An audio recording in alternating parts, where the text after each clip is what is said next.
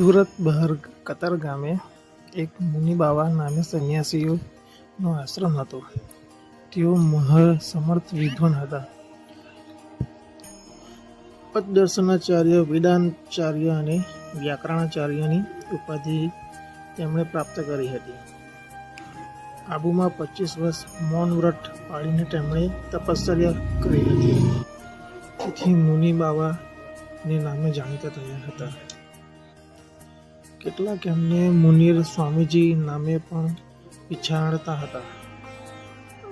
અરદેસરજી તેમજ ત્યાંના તે સમયના નવાબ તેમના શિષ્ય હતા. સ્વામિનારાયણ પ્રત્યે મુનિબાવાને અણગમો હતો.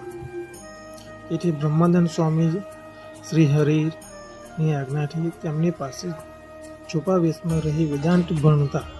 ધીરે ધીરે મુનિબાવાને સ્વામીના ચારિત્ર્યથી વિદ્વાનતાથી